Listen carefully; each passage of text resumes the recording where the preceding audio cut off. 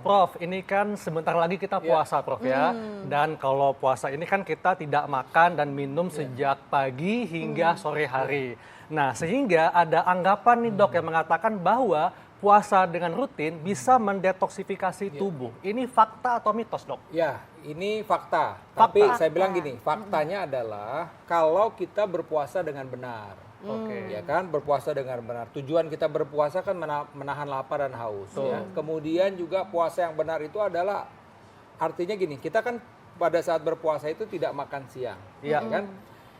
Memang benar-benar tidak, memang kejadiannya adalah benar-benar kita memang men-skip makan siang tersebut. Artinya apa? Pada saat berbuka makannya seperti kita makan malam biasa. Jadi kita mengurangi makan kita. Intinya kita mengurangi makan kita dari yang biasa 3 kali menjadi 2 kali.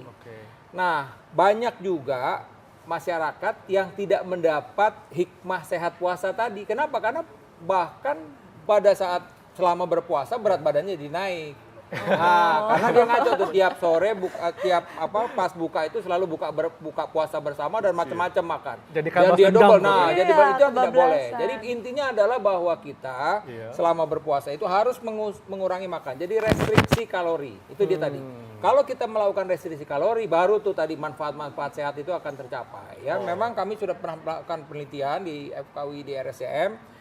Salah satu peserta didik dokter penyakit dalam itu menemukan memang pada pasien-pasien yang berpuasa itu ternyata terjadi peningkatan antioksidan di dalam tubuhnya, ya kan? Itu yang jadi hal yang penting. Jadi memang efek detoksifikasi itu ada memang. Kemudian juga kita tahu bahwa hal-hal yang lain tadi yang disebutkan ya, bahwa memang ketika berpuasa itu ya artinya kita juga selain mengurangi apa namanya makan dan minum dan juga pengendalian diri yang penting. Nah, itu dia. Stresnya dikendalikan. Dengan kita mengendalikan stres, berbagai penyakit juga akan berkurang. Setuju, Prof. Oke. Nah, Dok, tadi kan kita ngomong kalau berpuasa mengurangi makan, skip makan siang ya, Dok ya. Nah, benar nggak sih anggapan masyarakat bahwa berpuasa mengistirahatkan sistem pencernaan? Fakta atau mitos, Dok? Ya, jadi kalau saya bilang fakta, ya mengistirahatkan tapi begini.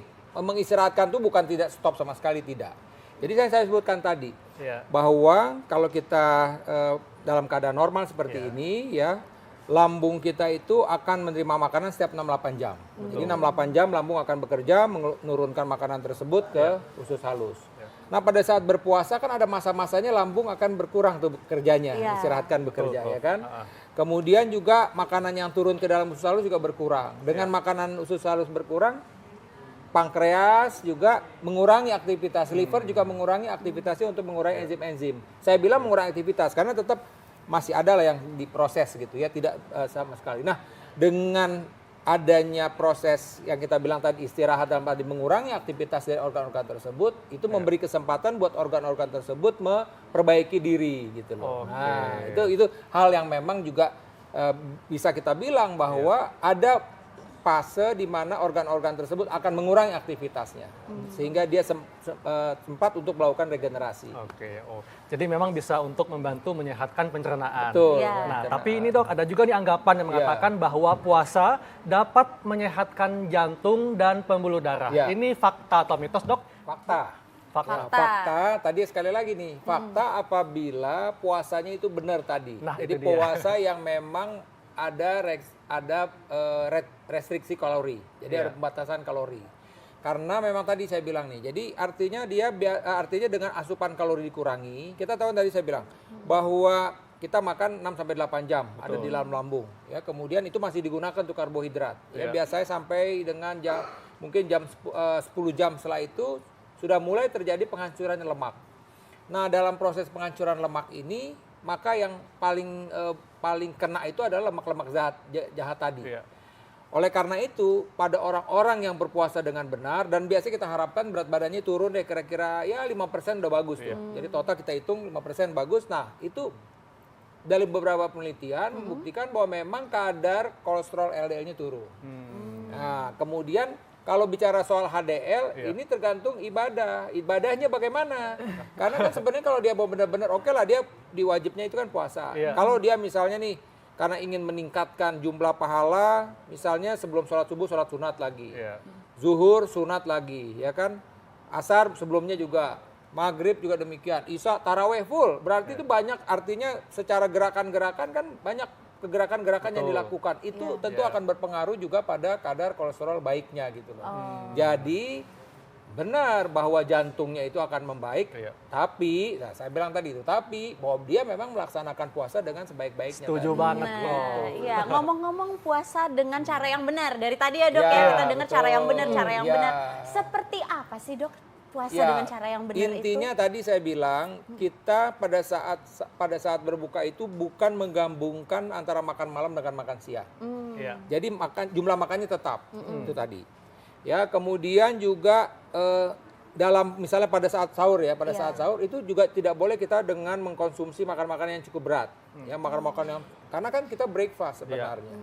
Habis tidur beberapa jam, kemudian kita makan. Oleh karena itu jangan diberikan makan yang keras. Contohnya apa nih Prof?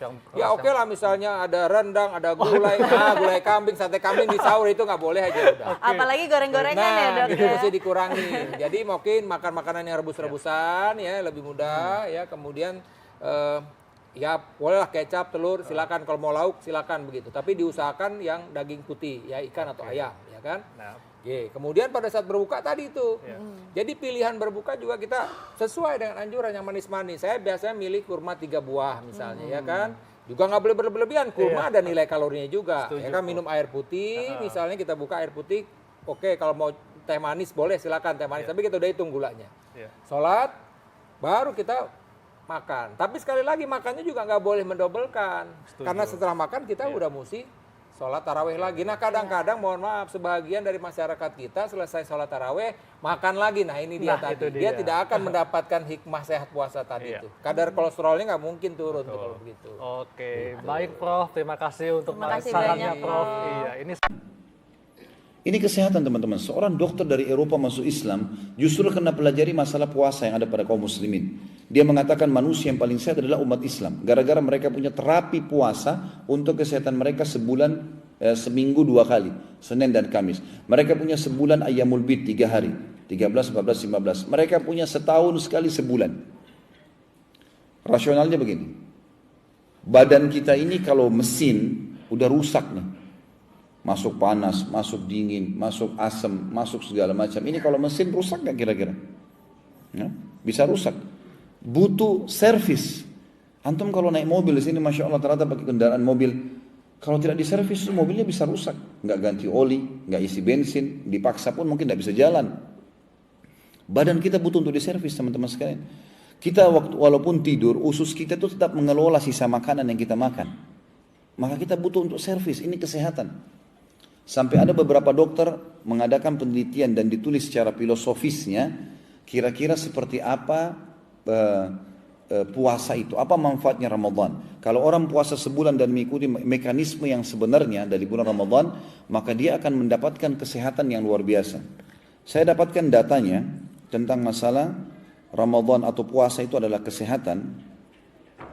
Di dalam salah satu artikel yang ditulis, diadakan penelitian oleh seorang ilmuwan ya. Kalau orang mulai menjalankan puasa apalagi sebulan ya, maka di hari pertama dan hari kedua dengan puasa itu, maka gula dalam badan akan menurun.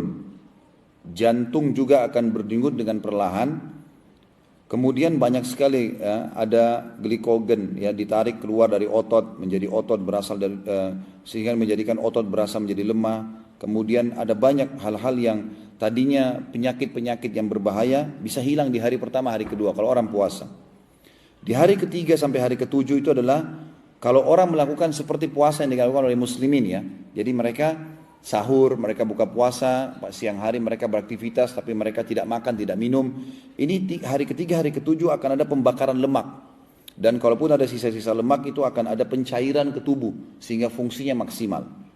Di hari ke-8 dan hari ke-19, hari ke-15, itu fase ketiga, ada banyak sel-sel yang sudah rusak selama setahun, itu akan diperbaiki. Dan akan diaktifkan kembali, karena ada pembaharuan sel. Hari 16 sampai hari ke-30, itu badan mulai melakukan proses pemulihan.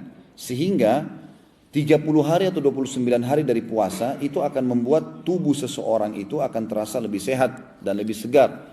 Bahkan usus itu akan menjadi lebih ketat. Ya, seperti misalnya pada saat Idul Fitri, kalau kita biasanya puasa siang, pagi hari dan siang hari, terus kita lagi kunjungin rumahnya orang, makan. Saya yakin tidak mungkin kita makan sebanyak sebelum Ramadan. Mungkin kita makan setengah porsi ketupat, atau mungkin satu porsi sudah kenyang sekali rasanya. Karena memang proses badan kita ini seperti yang baru mobil lagi servis, gitu kan. Dia sangat sempurna, sangat bagus sebenarnya. Jadi itu ada kesehatan teman-teman sekalian. Jangan dianggap puasa itu adalah sebuah siksaan. Itu keliru.